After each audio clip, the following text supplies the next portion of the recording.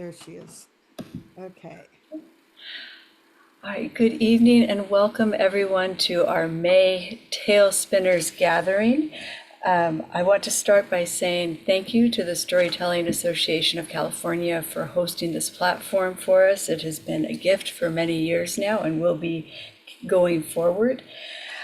I also want to mention I'll probably mention it again in case we get more folks then, but I want to mention twice that the Bay Area Storytelling Festival is coming back. It will be in Santa Rosa at the Sonoma Academy, just as it was last year, on June 20th and 21st. And I will put the link in the chat so that you can check out the wonderful lineup and get tickets if you don't have them already. The early bird pricing is good for, gosh, another 10 days until May 31st. So I hope that we will see each other in person there. So tonight we have a wonderful lineup of storytellers, and our featured teller this evening is Craig Costa, who is an artist, an educator, a storyteller from the North Bay, and he was kind enough to share his story of how he became serious with his storytelling. And he'd been telling stories ever since childhood. He's from a family of storytellers, but it became serious in the mid-1990s when he was an artist in residence at public schools in Seattle. And those wise children, the art form they wanted most of all was stories. And so he began exploring the folktale section of the University of Washington Children's Library. And he quickly discovered that if you're going to try to get a group of kindergartners to focus all the way through a folktale, it takes you're going to have to be really kinetic with it. You're going to have to go big and be physical. And for anyone who has seen Craig tell in person, which he did with Tail Spinners back in 2019, knows that it is entrancing. I would challenge anyone to not pay attention to the end of a story. But tonight he will be joining us on Zoom, where I have no doubt that he'll be just as entrancing. So Craig, tell us a story. Thank you so much, Dana. It's a pleasure to be back with Contra Costa County Tail Spinners.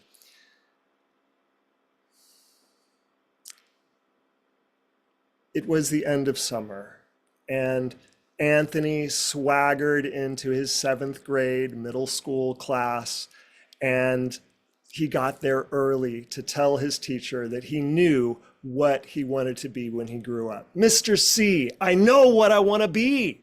I know.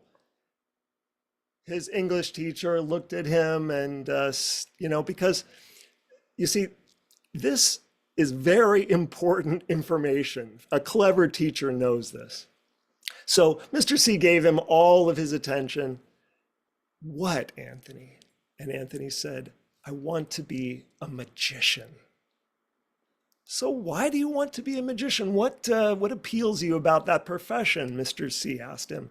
And Anthony said, because magicians get all the chicks.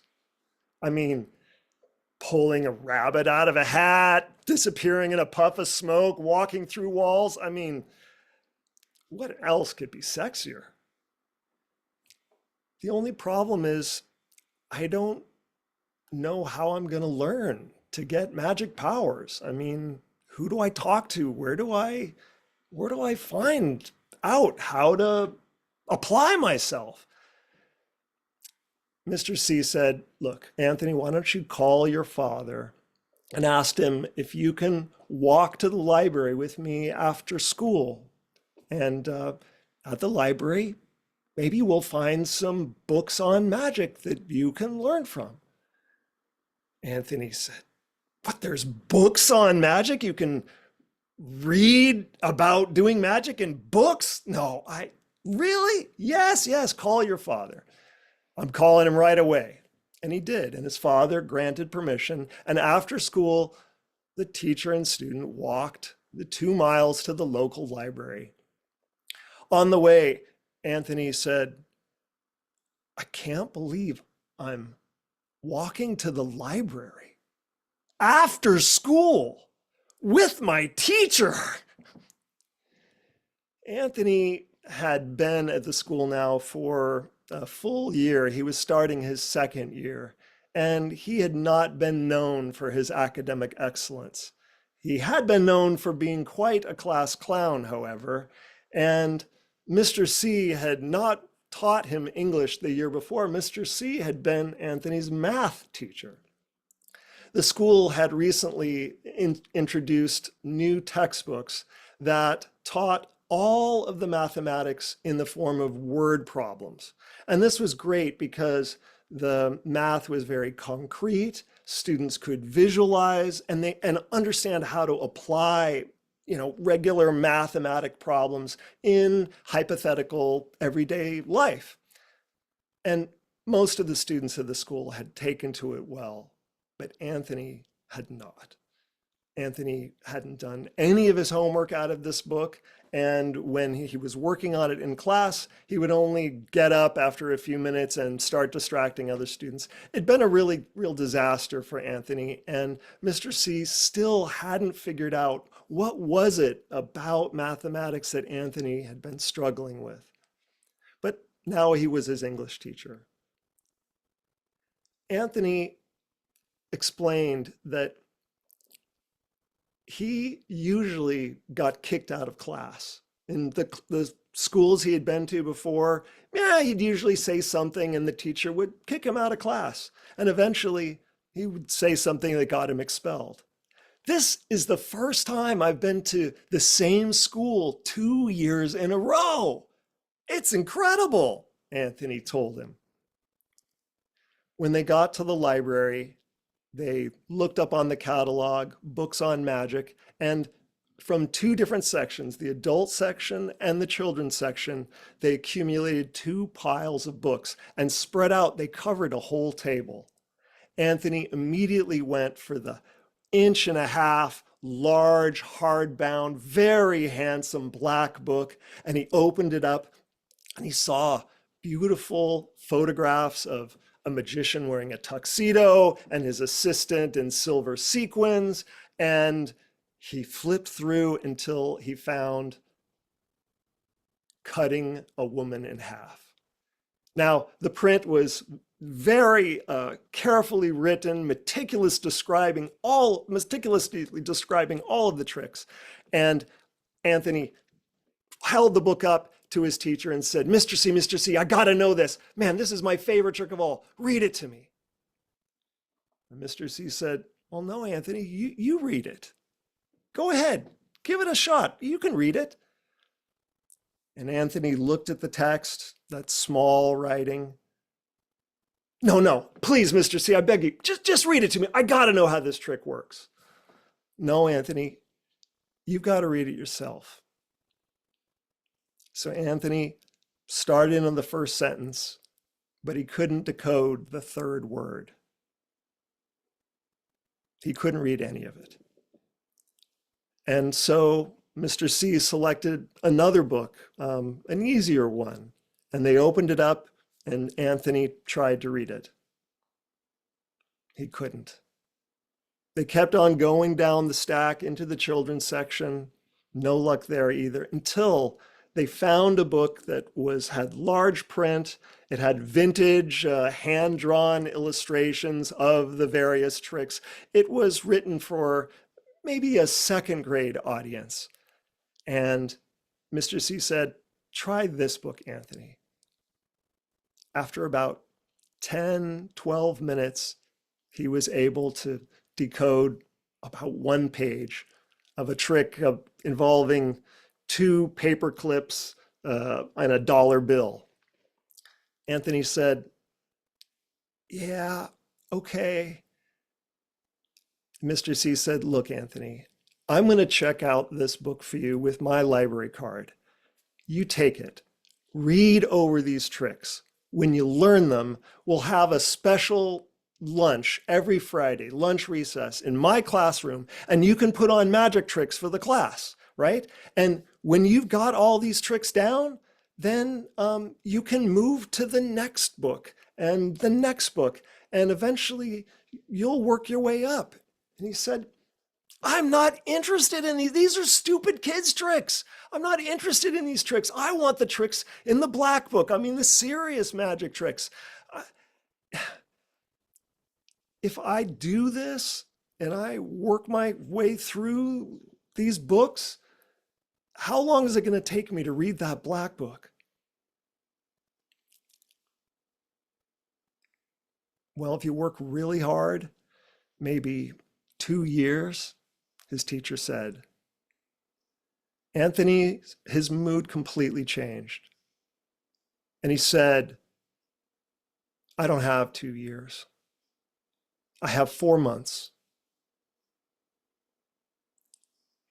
They checked out the book. Anthony took it home and started practicing. And they had a magic show that Anthony put on and invited several of his friends. And, he tried to make pushing together 2 paper clips as sexy as he could possibly make it.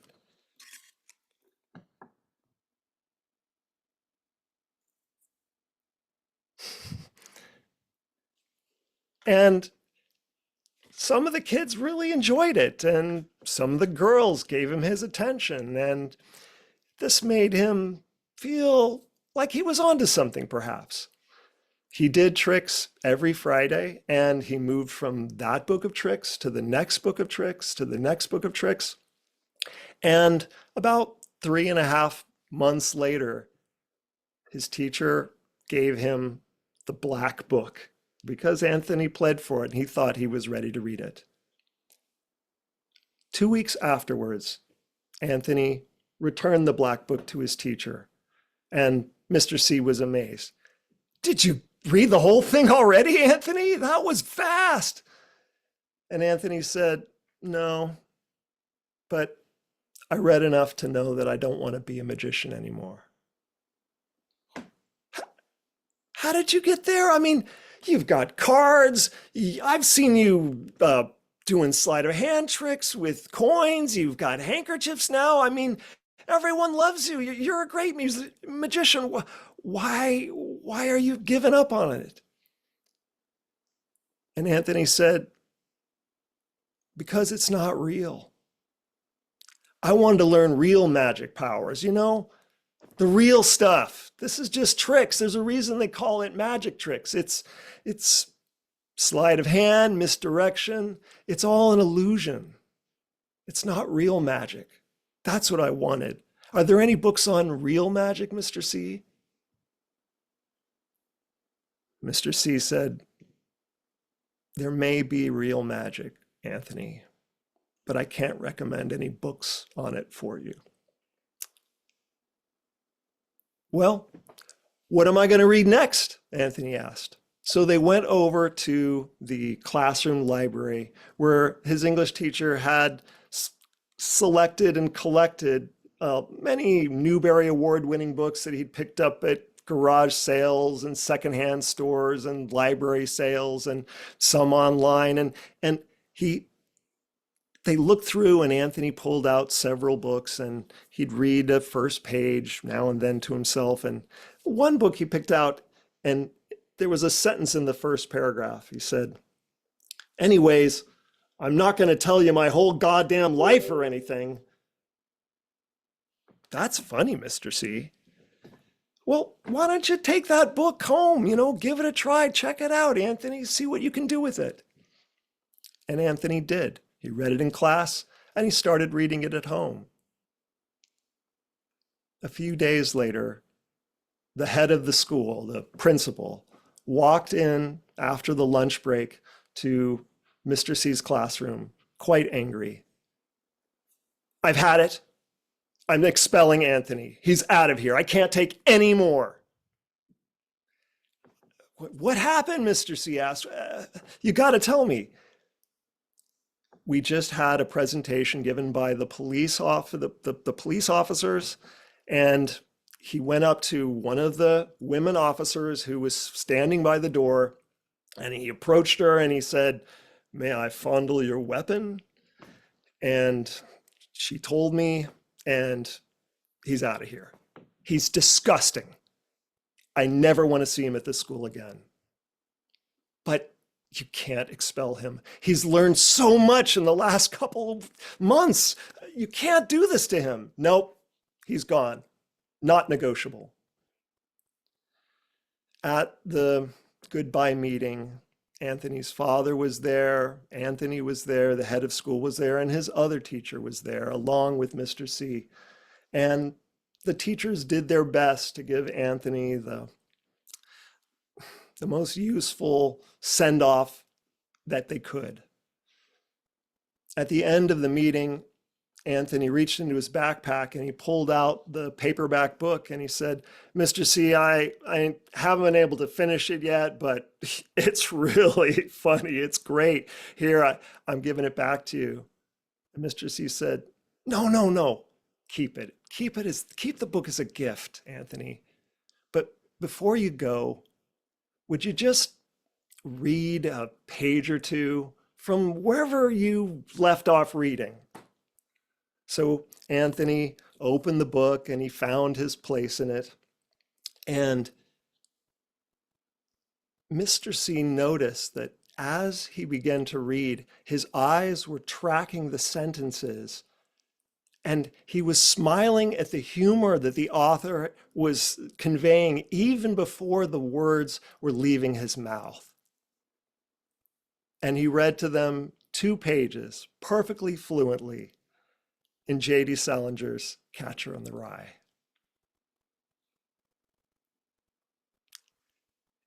Anthony was showing him his real magic.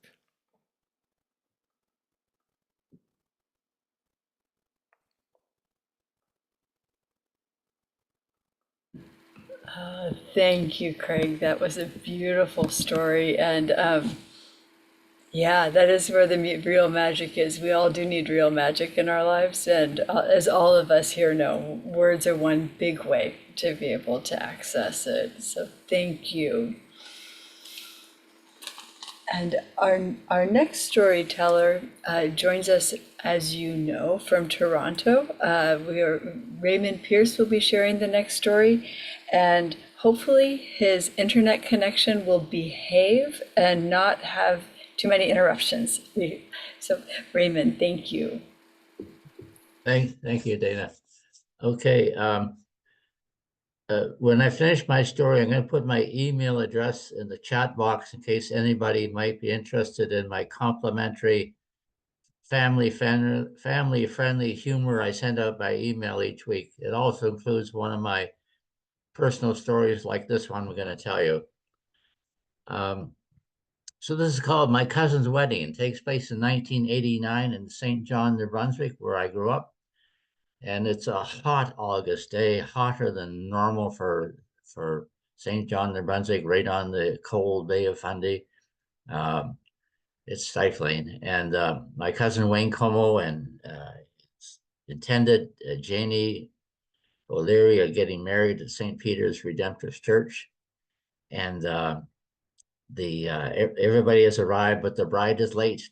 And I'm standing at the top of the church steps watching for the bride to come, and sure enough, her car roars into the church parking lot and comes to a screeching halt, and Janie jumps out and pulls up the edge of her dress and takes many leaps and bounds up those 36 steps to get to the top, and she's out of breath when she's standing beside me, so I escort her into the church. So the wedding went fine, and afterwards, as usual, the bride and groom and wedding party want to take pictures. And St. Peter's has lovely grounds with flower beds and lots of trees, and it's a beautiful place for wedding pictures. And I've been chauffeuring, I had my dad's car, and I'm chauffeuring my mother and a couple other family members for this event. And my mom is getting, the pictures are taking a while. My mom is getting antsy, waiting for them to finish. And she says, why are we standing out in this heat when we could be at the wedding banquet hall in a nice air-conditioned room? Why don't we go to the hotel now? I said, that sounds like a good idea. So we all piled into Dad's car and away we went to the Holiday Inn at Haymarket Square. Parked the car, and from there on, Mom led the way. Mom led the way. So we followed Mom into the front doors of the Holiday Inn, and as soon as you get into the foyer there, you can see straight ahead is the banquet hall, all decorated. So we go in there, and there's the special table with the big 3-tier cake on it, and the head table, and all these beautifully decorated round tables, and inside the door is a special table with a book for the wedding guests to sign and put in comments for the bride and groom. And so we signed the guest book and put in all kinds of stupid comments that only the bride and groom would understand. So Mom said, well, let's sit here. This table looks fine. So we sat at this nice round table, and Mom says, I'm hungry. And there were these crusty rolls. You know those crusty rolls they have at weddings where the crumbs go everywhere, and butter. And so Mom dug into one of those crusty rolls, buttered it, got some cheese, and started eating. And we're not going to let Mom eat by herself. So we dug into the rolls and crackers. And then Mom said, I'm going to have some wine. So Mom uncorked a bottle of wine and started pouring wine for all of us. And we were having a grand time. Wonderful, wonderful time. And after a little while, I began to play with one of those souvenir match packs packages that they had at weddings with the bride and groom's name on them. So I picked it up and looked at it. I said, oh, look, some printer's made a real dumb mistake. He's got the wrong names on this Matchbox cover. And then the truth hit me. Oh, I said, my God, Mom, we're in the wrong banquet room. God, let's get the hell out of here fast before someone arrives. And we didn't want to waste the wine, so we stood up and gulped down the last of our wine and filed out of there quickly. And Mom volunteered me to go to the reception desk and find out where's the Como wedding banquet hall. So I did that. Said, well, go down this way and turn right and go to the end of the hall, and you'll find the Como banquet hall there. So we went down there, sat down at the table. We sat there folding our arms, talking about the stupid things we put in the guest book that only the bride and groom would understand, and wondering who Tom and Susan were, and God bless them wherever they are. Thank you.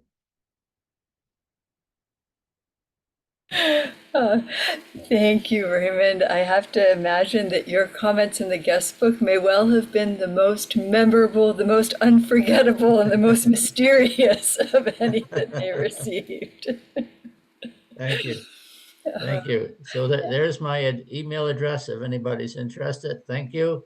And warm greetings from Canada to our wonderful American neighbors. God bless you all. Thank you. And actually, and our next teller also joins us from overseas. Our next teller is our beloved Renu Narayan.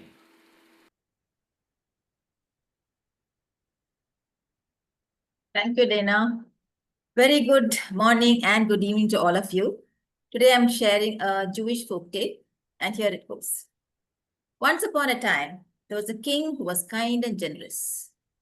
But there was something that was not so good about him. He was very arrogant. He liked to think that everybody in the kingdom should be grateful to him. After all, he looked after them so well. Every now and then, he would disguise himself and walk around the kingdom just to find out whether people were actually expressing their gratitude. The one night, as he was going along, he heard the sound of music. And that too, it was coming from a place which was rather a poor neighborhood. He saw a narrow street, and the music seemed to be coming from down that street. He could hear the sound of music, and somebody was singing. Zum, zum, zum, zum, zum, zum, zum. Zum, zum, zum, zum, zum, zum, zum. Zum gali gali gali, zum gali gali, zum gali gali gali, zum gali gali, zum gali gali gali, zum. Zum, zum, zum, zum. And the man who was singing it sounded so happy, filled with the joy of life. And the king thought to himself, even I am not so happy. I live in this huge palace. I have everything I want. And yet, this man sounds happier than me. So very curious and a little annoyed, the king walked down that street and he knocked on the tiny little shack. The door looked like it was almost going to fall. And then he heard a voice, "Come in, come in." Pushed open the door, and he saw that it was a tiny little room, just enough to have a small mattress on the floor, a little rickety table, and a chair that looked like it would collapse any moment. And on a small burner, there was something that was boiling, so fragrant, so delicious, the king's mouth started to water. The man looked at him and said, "Ah, a beggar. Oh, you look so hungry. Please come in." And so the king walked in. Sit down, the man said. The king hesitated. "Don't worry, it'll hold your weight. Please sit." So the king sat down. The man placed a bowl of steaming hot soup in front of him. It smelled so delicious, the king didn't want to refuse. And so he started having it. He finished it till the last drop. And then he said, "Thank you, but I want to know, you're so happy. Why?" The man smiled and he said, "Why shouldn't I be happy? The Lord has been so generous. He has given me all that I want in life." Said the king. "What about the king? Isn't he kind and generous?" Maybe, but he's the one who gives me everything I want." The king was annoyed and angry, but he didn't show it. He walked away, thinking, "What can I do to teach this man a lesson?" And so the next morning, there was an announcement. Nobody shall have their shoes mended, because the man had told him he's a cobbler. And all cobblers were shut shop. He was very happy. He thought, let's see now what this man is going to say. A week later, he went back, thinking that this time the man surely would not be singing and would be probably sitting and crying. But no, as he entered the street, he heard, "Zum gali gali gali, zum gali," and this man sounded even happier. What's wrong? He thought to himself. He was really annoyed now. He went and knocked once again on the door. "Come in," said the man. He walked in. "You're back. You really like my food so much, huh? Come, you look very hungry, man. Sit down, sit down." And so the man sat down. King sat down. Once again, the man gave him practically all the food he had. The king looked at him and said, "You seem very happy. But I heard that you were having some problems." Yes. It doesn't matter. You see, the king had announced that no cobbler should open shop, but I have some friends. They're woodcutters. They allowed me to go into the forest with them, and we cut some wood. I sold it. I have enough money. I told you, God is great. "God is great," said the king, and went back to the palace. And the next day, there was an announcement. No more wood cutting. No one shall go into the woods and cut trees. Now, that man was definitely in trouble. So a few days later, the king was back. Once again, he was welcomed warmly and given some food. And this time the king said, "Where did you get the money?" And the man said, the king had announced that all of us should go and become guards in the palace. So I too went along, and everybody was given a huge steel sword. I was very happy. And though the king gives the salary only, say, 15th of the next month, I have enough money to last me a lifetime. All thanks to God. "What did you do?" asked the king. "I sold that sword. I got so much of money for it." "But what will you do if the king finds out?" "The king will never find out. After all, I'm just a lowly soldier. How will he ever find out?" The man. The king was furious. He went back to the palace and he thought, how shall I teach this man a lesson? And so the next day, he ordered his guards to catch an innocent man and take him to that soldier, that very same man, the cobbler. And the king was watching, sitting high up in the balcony of his palace. The men dragged the innocent man to this cobbler and he said, "Execute him. He's a thief. He's a criminal." The cobbler hesitated. But I have never killed anyone or anything, not even an insect." "Doesn't matter. King's orders. Execute him. Everybody is going to learn a lesson." The cobbler looked down and he said, "Praise be to God. God, if this man is innocent, let my sword be made of wood." And he pulled out his sword, and it was made of wood. Everybody said, "Oh my God, this man is blessed. This man is blessed." "Oh, thank you, the innocent man said. And the king was flabbergasted. What? This man had outwitted him. Such a man deserved to be working for him in his palace. And so the king came down and he said, "My good man, all these days I visited you disguised as a beggar. I'm really amazed. How did you get a wooden sword?" "Well, when I sold the silver sword, I knew I had to have something. So I got some wood, I made a sword and kept that in my holder. King smiled. You are indeed a very smart man. Please come and be my vice minister. The cobbler agreed, and from that day on, the king ruled wisely, generously, and well, and never expected people to be grateful to him. Thank you. Oh, thank you, Renu. What a beautiful story and timely. I guess there's never a time when it's not good to be reminded of being, of bouncing back and using our wits. So our next story is from Jane Cole, and she owes the story to her mom, who was disappointed back in 2018 when it was not told in full detail at our tail spinner swap. So tonight we get to hear the missing details. So thank you. Well, I hope that by the end of this story, you will understand my mother's disappointment. Back in 1977, my mom was visiting my sister in Portland, Oregon, and they were invited to stay at a friend's house for a night. That night, my mom had a dream. She heard knock, knock, knock on the front door. This was a modular home, a trailer house. So it was very small. And in her dream, she went to the front door and she heard me calling, Mom, Mom, Mom, open the door. And so she opened the door and there I was. And she said, I was very, very exhausted and bedraggled and dirty. So exhausted that the backpack I had on caught in the screen door and I stumbled and almost fell off of the front porch. She was shocked. How could I have found her at my sister's friend's house? And what was I doing in Portland when my mother knew I was in Peru that summer? So she was concerned and upset, and she woke up.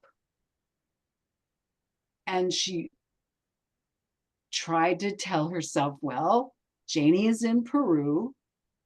She couldn't possibly be here. I dreamt this.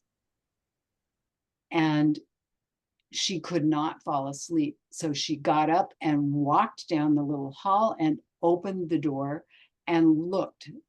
No, me. She looked in the yard. She scanned the driveway. No sound. She called my name. I wasn't there. She went back to bed. And she said she just tossed and turned the rest of the night. And my sister woke her finally in the morning, and they went away to Aberdeen, Washington, to hunt for a home for my sister, who would be working in Aberdeen that next year teaching. My mom was very disturbed by this dream, and it stuck with her. Well, now I'm going to take you 5,156 miles south and east to Peru. It was the night of an extremely long day. It was the national holiday for Peru. I had awakened that morning, and what unfolded was beyond belief. I found myself that night sitting in a chair in a hospital between two beds. And I was freezing cold. Cusco varies between 11 and 12,000 feet. And it was their winter, our summer. I was rocking. I had on my down jacket, a wool Peruvian hat, my jeans, wool socks, 2 pairs, my hiking boots. I was so cold. I had sweaters on. It was still really freezing in that room. There was no heat in that hospital. I had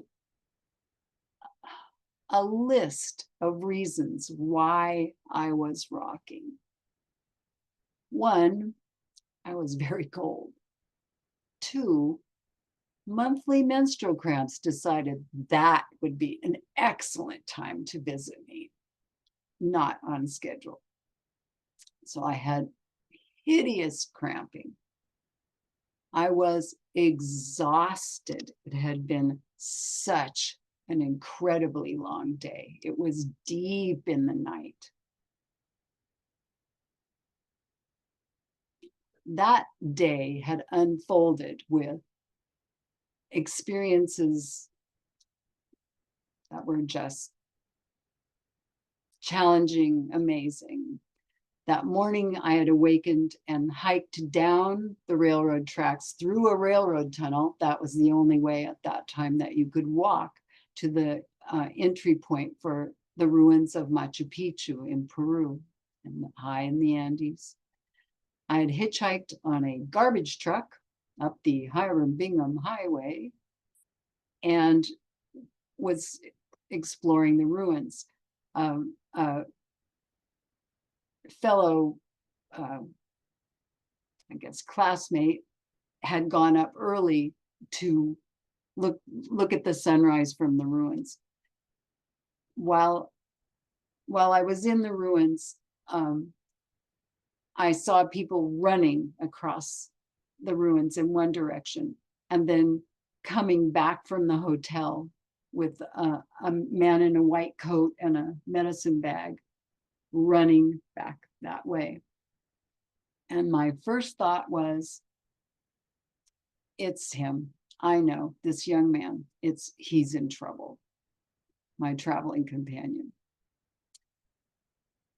Now, this young man was about 18, very naive, very inexperienced, and very entitled. He was a difficult kid to travel with.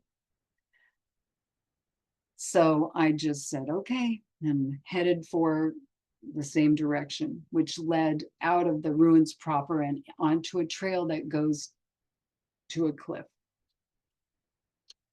The medic was coming back. And here's where my series, I will try to shorten this story dramatically. He said a young man had fallen off the cliff. And I said, well, why are you coming back this way? And he said, the trail is too dangerous. And I said, give me the medicine bag and I will take it. And he said, no, I can't do that. And so I threatened an adult man with my fist and said, give me the medicine bag. I will take it to him now. Give it to me now. And the man did. And I took it down and met other rescue people further down the trail. I was not permitted to go further. I stood on the edge of this trail looking down off of a cliff. And workers from the ruins were hauling the body of this young man up the other side of the cliff with just a rope under his arms, just lifting him. So I stood and thought, I am watching this young man's body hauled out, but then I heard a cry, so I knew he was alive, but I spent a period of time. So I watched a dead body turn into a living body. He was hauled out. The same day, I found myself threatening a tourist. If you don't put that camera down, if you don't stop taking those pictures, I will punch your lights out and I will break your camera. I'm just 5'2". I'm not capable of any of this, but I had the fury and the drive to make these threats again, it worked. That man went away. We waited all day for a helicopter, military helicopter, that never came. There was a team of people who were visiting nurses and tourist doctors who came together like a MASH unit and saved this young man's life. Finally, we were exiting the ruins to go down and catch the train back to Cusco. And I'm walking exhausted, tired, dehydrated, hungry, and I hear my name called from the terraced walls above. Janie Cole, is that you? Is that you? Oh no, Janie, is that you?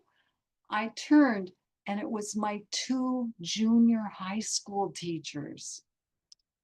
Myra Silverman, who is now one of our tail spinners, and Renee Morton. How can that be? I had not enough money to handle the fares that I needed for the upcoming trip back, which was a 5-hour train trip. Myra and Renee gave me the money they had and came to the train car where I was and were good moral support for me. When we reached the city, it's, getting to be evening. I had to arrange for an ambulance and to the hospital. Myra and Renee arranged for me to get cash so I could navigate everything I needed to navigate. We got this young man to the hospital and he again faced death.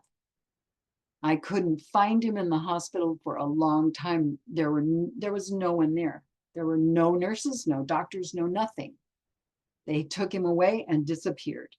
And the night grew deeper, deeper, and deeper. Finally, I went charging through the hospital, door after door after door. I finally found him. He was naked on a metal examining table. No one anywhere near. And I've explained to you already how cold it was. Finally, by going through the hospital door after door, I found someone and insisted that they get him into a bed and get some blankets over him. And that is where we pick up me sitting and rocking. So my last reason for rocking was to keep myself awake, because I somehow felt that if I kept my eyes on this young man and he started to leave, that I would shake him back to life. And he had defied death 3 times by now. So as I was rocking and feeling the most miserable and scared that I had felt probably in my whole life, I think maybe I was hallucinating. My brain just reached out, and all I could sense were stars and darkness and vast expanse, just swirling vast distances. And the thought that came to me, the feeling that poured into me, was a very, very strong need and want for my mother. Same night, same time. Now, we come from a family where we have explanations. Well, there's science and there's the notion of coincidence and the idea of, well, logical, rational explanations. But my mother said, it's the golden thread. So you just can't tell. But we think there is a golden thread. Thank you.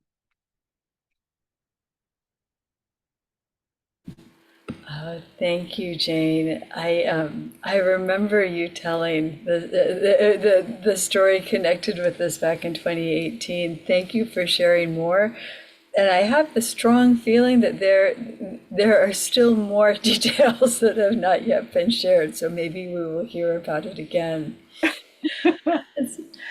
And our next story will be from Shilpa Mehta, who will be sharing a Taiwanese folktale. Hello, everyone. Well, good morning, good evening from whichever part of the globe you are joining. And I'm Shilpa Mehta, better known as Shilpa Story Rack in the storytelling fraternity. And today I'll be sharing a Taiwanese folk tale. Well, there stood a beautiful, majestic mountain, Ban Pin Shan. And just there was a village. So the mountain was on the outskirts of that village.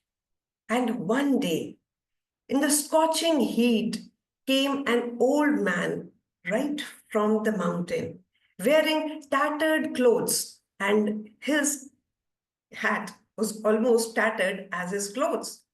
He was carrying a heavy basket on his back. His beard was as white as snow.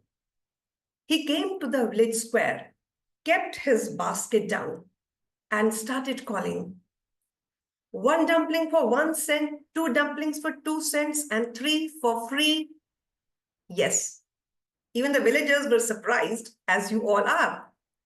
3 for free. Is this some sort of a trick?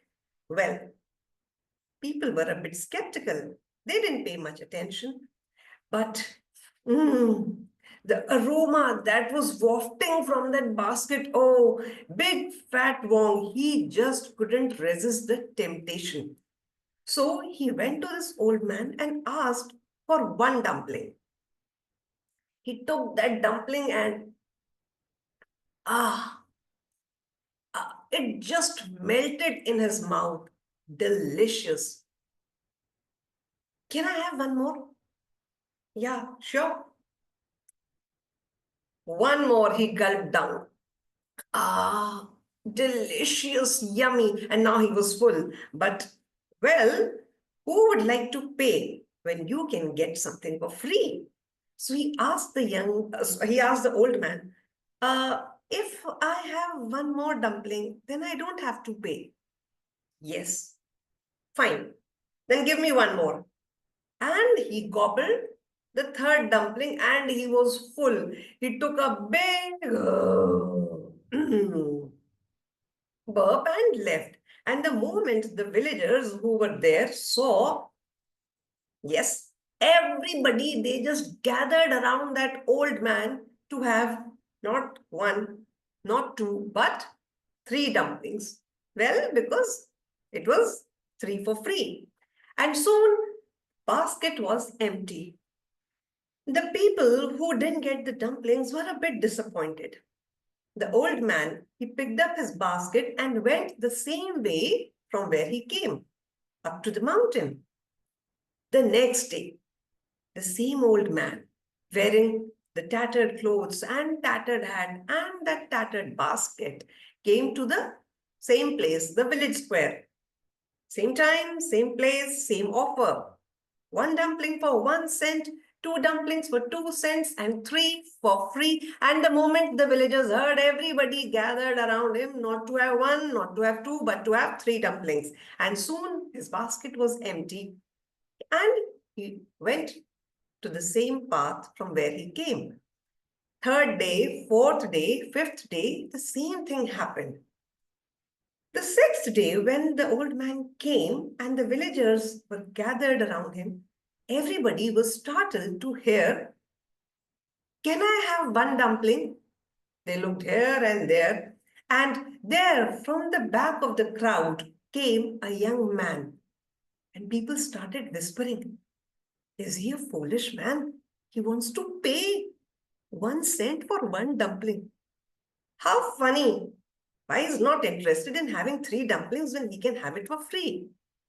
The young man he comes to the old man and says, well, I would like to have one dumpling. My dear young man, probably you don't know about my offer. I am offering 3 dumplings for free. Yes, I know that. But for the past 5 days, I have been observing that you are coming in this scorching heat with this heavy basket and you are giving your dumplings for free. You are not getting anything for your efforts. Well, I want to help you.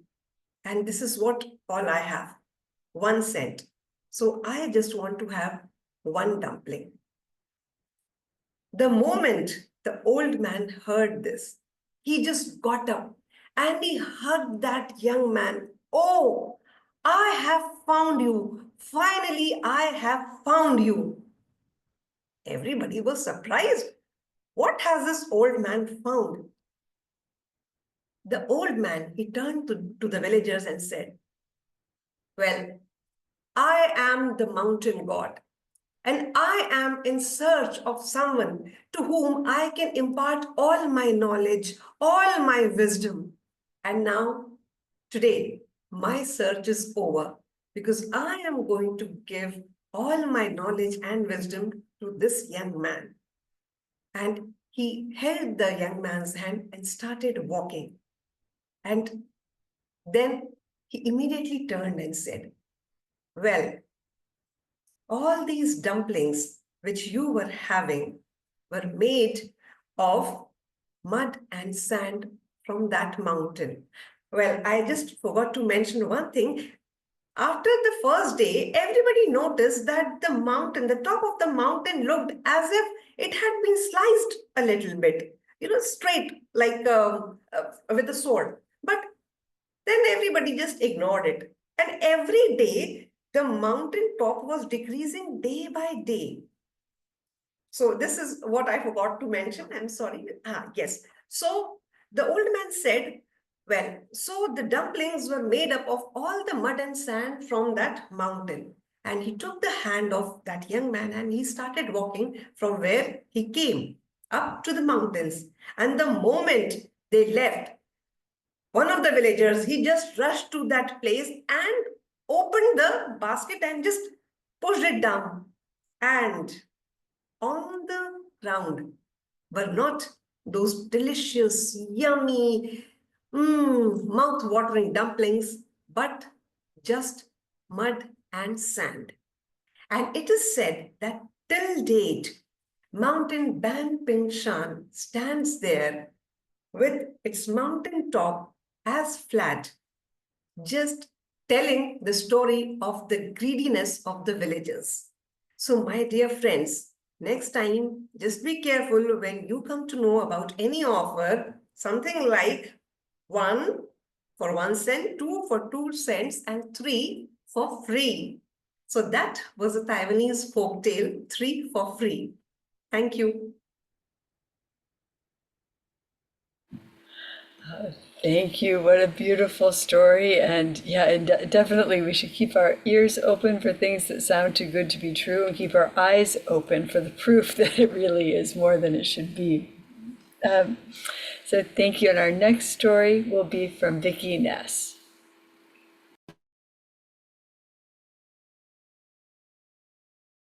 And Vicki, you're muted. There we go. Thank you. This is a short, kind of silly story I came up with. Grandma liked to smoke when she was happy. And she was very happy. She went out on the front porch and sat herself down on the wicker chair and smoked up a storm. And people who walked by noticed her. And some of them just flat out stopped and stared. You see, Grandma didn't smoke cigarettes. You see, she simply smoked. Smoke came billowing out of her housecoat and twirling out of her ears and rising up, undulating out of her gray curls until she was wreathed in smoke. And then it dissipated up into the sky. She was very happy. Now, Mama and Daddy were not best pleased with this because people were looking at them thinking they were a strange family. So they made Grandma come back in the house, even though they didn't like her smoking in the house. So they opened up the window in the living room and made her sit right by the window if she's going to smoke. So she did. So some tendrils of smoke came up here and there, maybe, but she wasn't very happy. She put her arm on the warm, sunlit windowsill and looked out, and it was a beautiful day. It was late afternoon. The sun was just starting to set. It was autumn. And the autumn chill was waiting in the cobalt sky for the sun to set so it could pounce. But for right now, the remnants of summer stayed, and the fragrance of sun-warmed pine needles and leaf mulch, and the beautiful sunlight causing all the little dust motes to dance in gold by her arm. And the trees were lit up from under with the light of the setting sun. And she just breathed in the warmth and beauty of the day. And then she looked into the living room. Now, the living room was still and cold as a cave. And Mama and Daddy were sitting in the Barca loungers, all reamed in dancing blue and white light coming from the 5 o'clock news. It's the only light they had on in the living room. They forgot to turn on lights, but they needed to watch the news, see what was going on in the world. And their faces were frozen in horror, or watching as the parade of terrible things, axe murderers, horrible wars, starvation, pestilence, marched across the TV screen. They sat in their Barca loungers, frozen. Well, just about that time, clumping down the steps came Althea. Althea was Grandma's favorite granddaughter, and she was in her combat boots and her torn stockings with the miniest of mini skirts and a huge secondhand black leather jacket that she had painted too hot to handle across the back, and her fire engine red hair. She was making her way toward the front door. Mama turned around and said, "Where are you going, young lady, like that? That skirt is an invitation to mayhem. You put on a better skirt or some pants." Well, she stopped and thought for a minute about what her options were. And then Althea turned around and clumped back up the stairs. And Grandma, with her arm still on the windowsill, looked back at Mama, her daughter, and thought, maybe you don't remember what you were when you were Althea's age, but it was just as crazy. But she thought, oh, I'm not going to start a fight. And she turned her face again to the warm, late afternoon. And then she heard noise up on the roof. And the oak tree outside started shimmying and shaking. And here came Althea climbing down the tree, and their eyes met. And Grandma smiled first. And Althea smiled. And down the tree she scrambled and across the yard to her friends. And they took off laughing and cackling. And the warmth of the day started to ooze its way in the window, but it could do nothing against the dark cold of the living room. And she looked, and there was Mama and Daddy, and they'd pushed back in their Barca loungers now, staring immobile, wall-eyed, looking for all the world like two frozen fish at the horrors going on in the news that they had to keep up on. And Grandma made a decision about that afternoon. She thought, well, I think I'll just get up and shuffle on out the back door, out the back kitchen door she went. And she set up the little aluminum chair there where she could sit and face the setting sun, the very last of the setting sun. And she sat there in the golden light and the warmth, and hearing the kids laughing and the dogs barking, and all of the day opening up like a beautiful late season flower. And she leaned back and sighed and smiled. And then she had, of course, a bit of a smoke.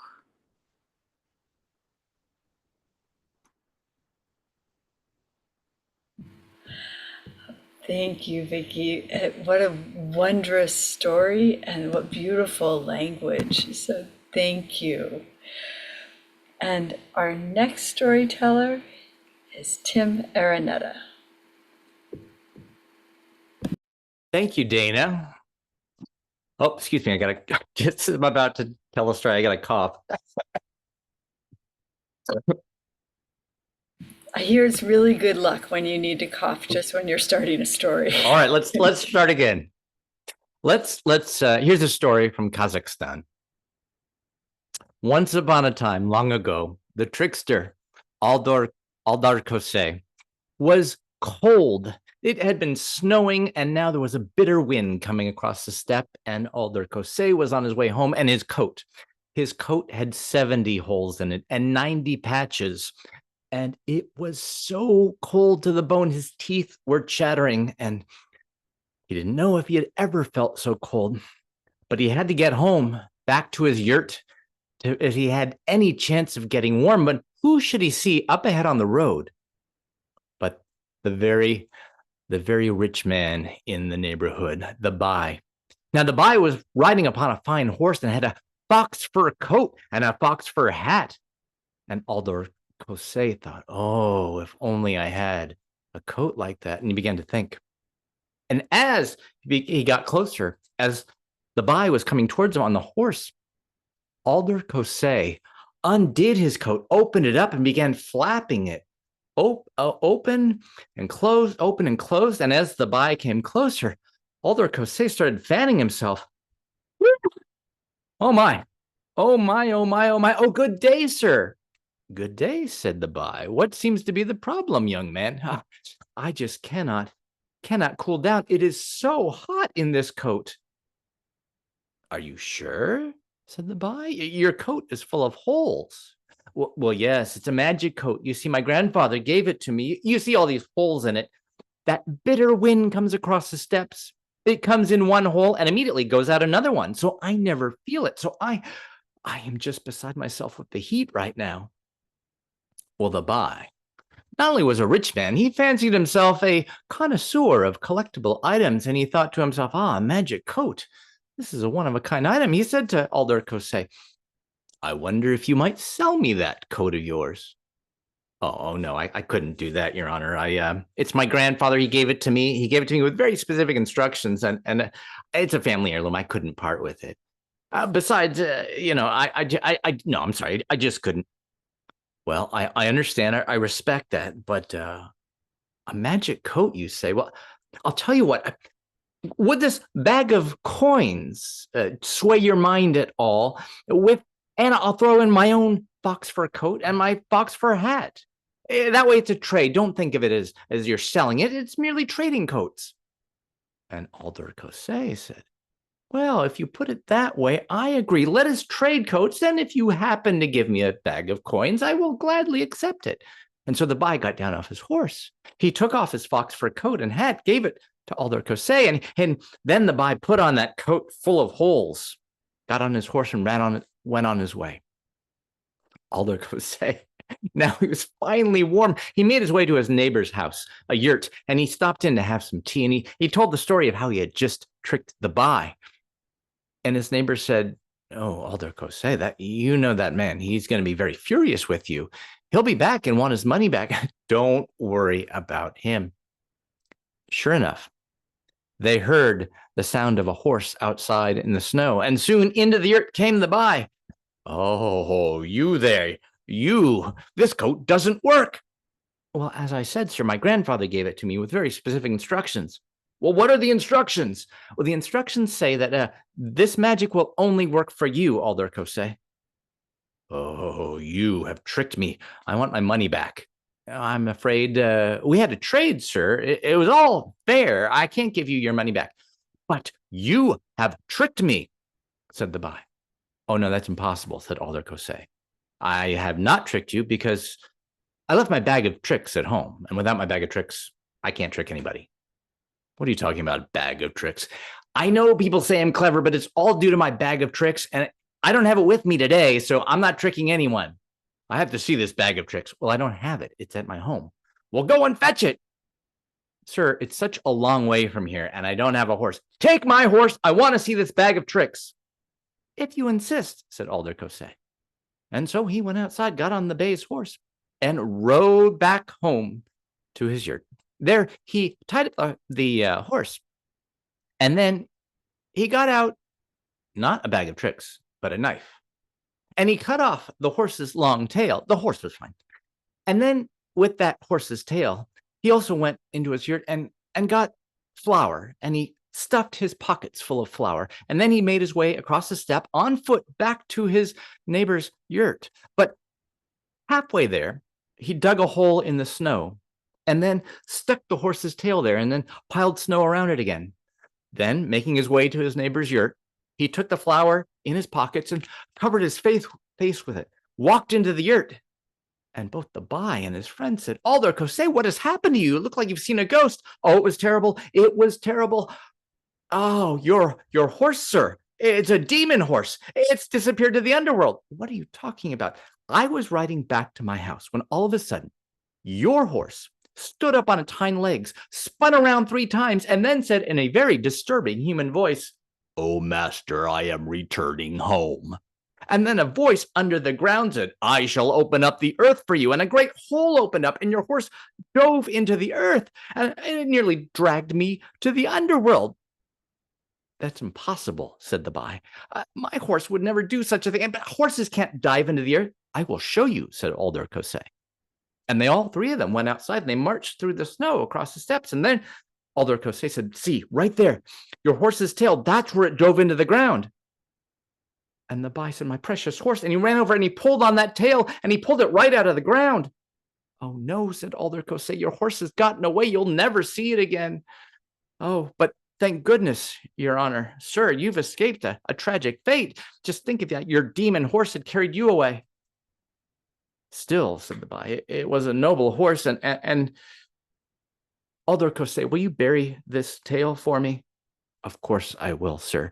It deserves a fine burial. And so they dug a little spot in the ground for that tail, and he laid it to rest. And Alder Kose even made up a very elegant sign, which is still there, which says, here lies a tail.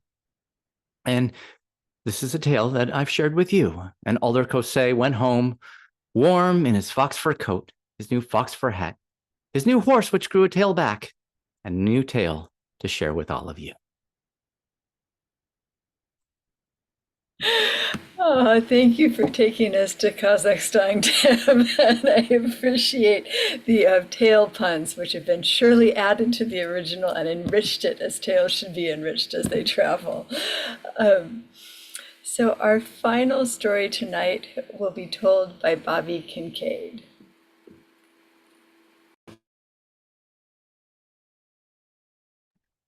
Hi, storytellers and story lovers. I got here.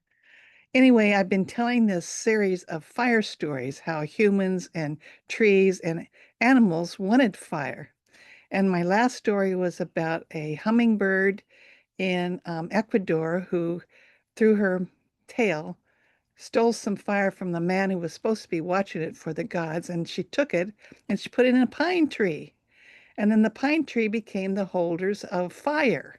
Well, the pines were very selfish with this fire and very secretive with this fire. And our next story takes us up to Idaho, where these pines had their meeting once a year at the coldest part of the year. They'd go and they'd take their people who had died, the other pine trees, and they build this big fire and they dance around. They had a powwow. Well, Beaver watched this and he noticed that when these embers fell in the water would warm up and he was very nice and warm and toasty. At the same time, he kept hearing about the animals. They were so cold and they were afraid they were going to freeze to death and that the trees would freeze and what they were going to do. Well, as Beaver watched the fire going on and the pines dancing around, having a good time, he went to them and said, well, I have a plan.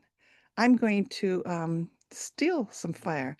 And they said, you can't do that. They have people guarding. You'll be in trouble. You can't do that. And he says, well, everybody should have fire, especially the trees. They need to be holders of the fire also. So Beaver, he got his plan together and he got underneath it was in Idaho, and there's 2 rivers that come down, the Snake River, and then there's the Grand Ronda River that comes and they meet, and the pines had their big powwow meeting up in that area.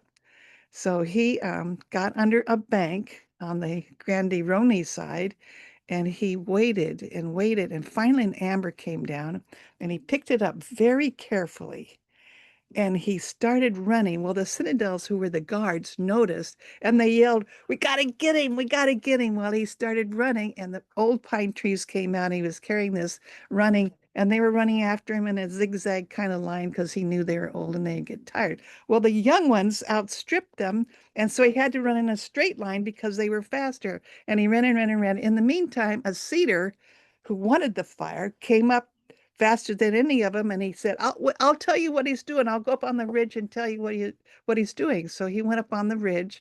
And by this time, Beaver had gone into the water, and he's holding, this is a Snake River, got into the Snake River, and he was holding his amber up real high. And he got hotter, and his hand got hotter, and he was burning, and he was getting close to the coast. And so he saw the willow trees, and he threw it over there, and the willow trees blazed up, and then the juniper trees, and then the cottonwood trees, and then before long the bushes and the grasses, and it was traveling up the hill. And then he noticed all the birds were squawking and crying, and they were up in the air. And then he heard the animals hollering and crying, and he said, "What?" And so he said, "I know the water's safe. It's safe for me." So he pounded his tail and pounded his tail, pounded his tail. And finally they realized that he was coming, saying, "Come, come, come, get in the water."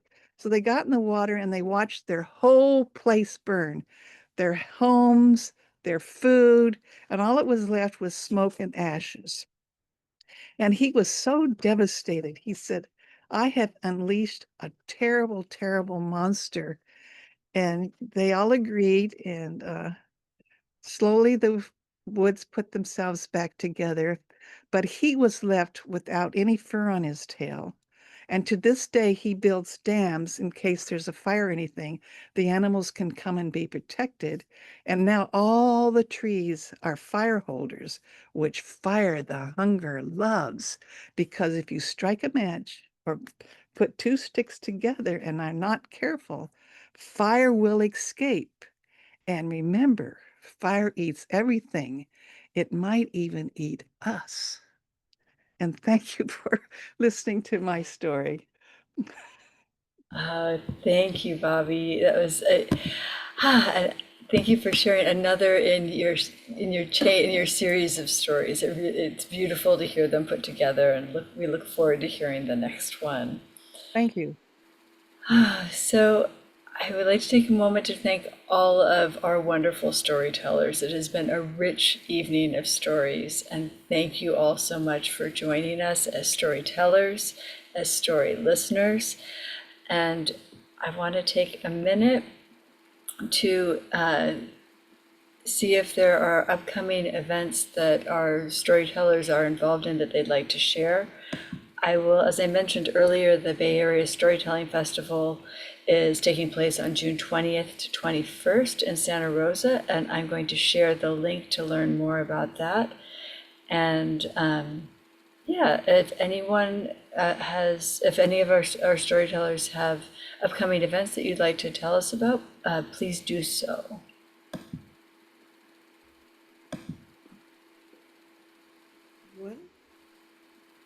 I'll share two things. One is this Saturday at the South Branch of the Berkeley Public Library. Corey Howard is coming out from North Carolina to do a reverse storytelling show. It's called Campfire Ball. And whoever shows up, you're not going to watch Corey tell stories. He's going to tease stories out of whoever's in the room. He's brought this to the National Storytelling Conference. I missed it, so I can't wait to see what's happening. I'll be in the room, so I hope some people can join me there. But the other thing is, I will be participating in the Moonshine Stories, which is part of the Illinois Storytelling organization. So the next full moon, which I think is on a literary calendar, it's really hard to remember the dates. I think it's June 10th June 11th, Wednesday, June 11th at 7 p.m. They haven't published the Zoom link yet, so I will share that with the Storytelling Association of California Facebook page. You can find out about it there.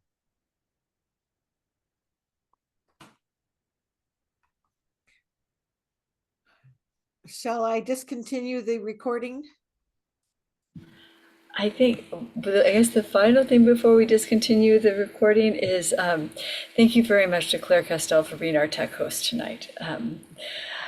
And with that, I think we can discontinue, we can cease the recording. I have to find it again. Sorry. Share react. Oh, I got it. Sorry.